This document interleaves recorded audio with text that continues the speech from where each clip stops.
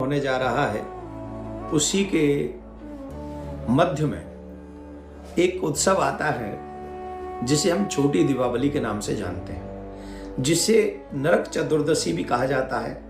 कार्तिक मास में कृष्ण पक्ष की चतुर्दशी तिथि को नरक चतुर्दशी का पर्व मनाया जाता है। इस रूप से 14 नरक चतुर्दशी छोटी दीपावली नरक निवारण चतुर्दशी अथवा काली चौदस के नाम से भी जाना जाता है। इस दिन मृत्यु के देवता यमराज, माता काली, हनुमान जी और कृष्ण की आराधना करना बड़ा शुभ होता है। इस दिन क्योंकि चतुर्दशी होती है और उस दिन व्रत करने से, कोई साधना करने से उसका जो फल है वो कई गुना बढ़ जाता है। इस दिन सूर्योदय से पूर्व स्नान करके यम तर्पण अवश्य करना चाहिए। जैसे हम लोग पितृ तर्पण करते हैं, जैसे हम सूर्य को तर्पण करते हैं, वैसे ही नरक चतुर्दशी के दिन सुबह प्रातः काल सूर्योदय से पूर्व उठकर स्नान करके हमें यमराज के नाम से तर्पण करना चाहिए। उसको हम क्या कर सकते हैं कि अपनी अंजलि में जल लेकर 3 बार 3 अंजलि जल हमें यमराज के निमित्त अर्पण करना चाहिए और यम के नाम के ही शाम को हमें दीप दान करना चाहिए। हमें दीप अवश्य जलाना चाहिए। ऐसा करने से यमराज प्रसन्न होते हैं और जिन लोगों को अकाल मृत्यु से बचने का मन होता है उनकी कभी अकाल मृत्यु नहीं होती। जिन पर मृत्यु के देवता यमराज प्रसन्न होते हैं। नरक चतुर्दशी की रात्रि में यम के निमित्त दीपदान करने का विधान है। इस रात दक्षिण दिशा की ओर यम के नाम का दीप जलाना चाहिए।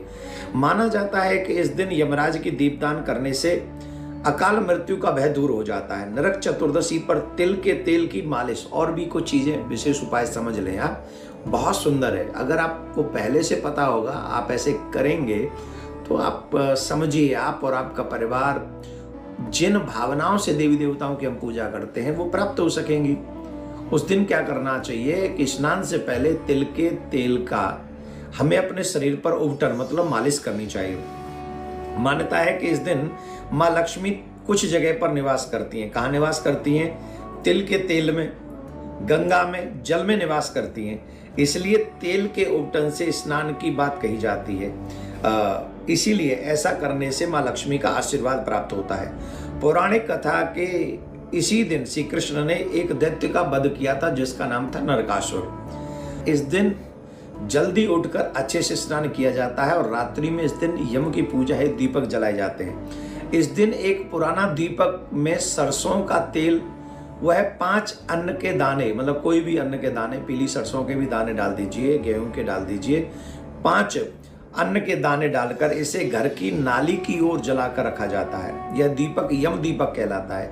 इसी दिन यम की पूजा करने के बाद शाम को दहलीज पर उनके निमित्त दीप जलाए जाते हैं, जिससे अकाल मृत्यु नहीं होती।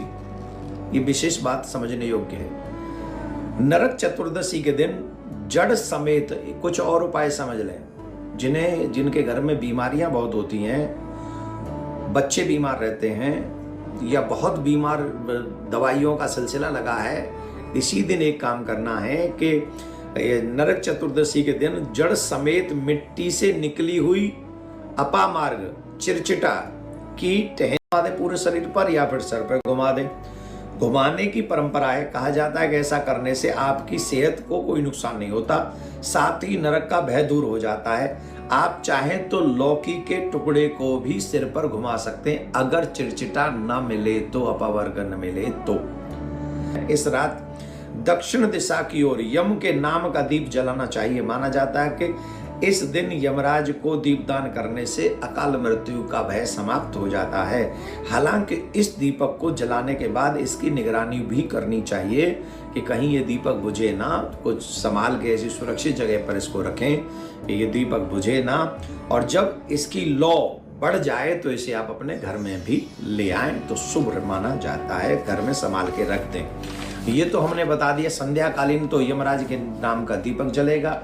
एक मोली पर भी, जहाँ मोली समझ गए, हमारे मोरी बोलते हैं उसे ब्रज में, जहाँ के पानी वगैरह बहता है, जाता है घर के बाहर कोई, वहाँ उसको जला सकते हैं। और एक दक्षिण दिशा में यमराज के नाम से एक चौखट पे, अपने घर की चौखट पे भी शाम को दीपदान अवश्य करें। क्या नहीं करना चाहिए नरक चतुर्दशी के दिन, इनमें विशेष बात सावधानी पूर्वक सुने। नरक चतुर्दशी के दिन दक्षिण दिशा में कभी भी गंदगी नहीं करनी चाहिए। लिया कचरा उधर ही फेंक दिया, अब कचरा उधर फेंक देंगे तो उधर ही उसी दिशा में पितर रहते हैं, उसी दिशा में यमराज भगवान रहते हैं, और उन्हीं से मांग रहे हो कि हमें अकाल मृत्यु से बचना है, वो गड़बड़ हो जाएगी ना। उसी दिशा को गंदी करोगे, उस दिशा को साफ आप करें पर गंदगी न फैलाएं, कोई भी कचरा इत्यादि उधर न डालें, नहीं तो यमराज और पितृ दोनों ही रुष्ट हो जाएंगे। इस दिन झाड़ू को कतई गंदा न करें और न उससे पैर लगाएं। गंदा नहीं करना चाहिए, जैसे वारू वारू लगा दिया तो साफ सुख करके अपने साफ वारू को रख दें, और उससे पैर भी नहीं लगना चाहिए। नरक चतुर्दशी के दिन अब ये तो मांस वांस तो कभी नहीं खाना चाहिए, कोई भोजन ऐसा ना करें जिसमें मांस आहार, प्याज लहसुन इत्यादि भी न डालें।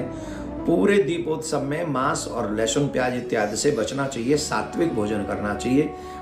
गरिष्ठ भोजन, गरिष्ठ नहीं, जो जिसे हम लोग शुभ नहीं मानते, लहसुन प्याज हुआ, अंडा हुआ, मांस हुआ, कुछ भी ऐसा हमें पूरे दीपोत्सव में पूजा के समय जब घर में माहौल हो, वैसे तो कार्तिक मास में ही कभी नहीं ग्रहण करना चाहिए, और हम जैसों से बात करूँ तो जीवन में ही कभी नहीं ग्रहण करना चाहिए। पर फिर भी इन 5 दिनों में विशेषतर बचे रहें, शुद्ध भोजन करें।